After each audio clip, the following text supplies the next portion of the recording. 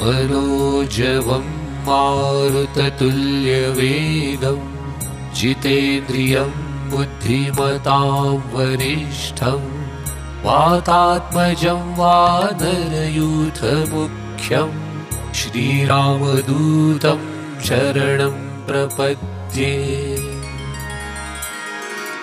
श्रीगणेशाय नमः।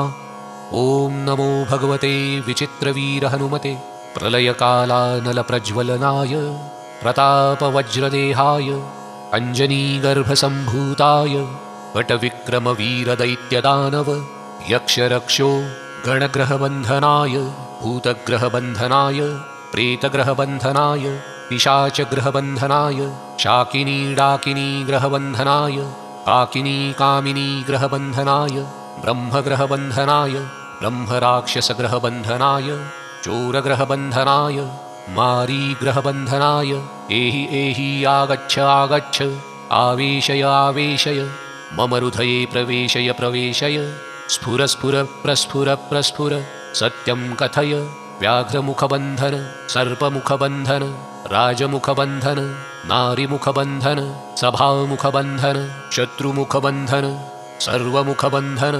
लङ्काप्रसादभञ्जन अमुकं मे वशमानय क्लीं क्लीं ह्रीं श्रीं श्रीं राजनं वशमानय श्रीं ह्रीं क्लीं स्तोत्राणाम् आकर्षय आकर्षय शत्रुमन्मर्दय मर्दय मारय मारय चूर्णय चूर्णय खे खे श्रीरामचन्द्राज्ञया मम कार्यसिद्धिं कुरु कुरु।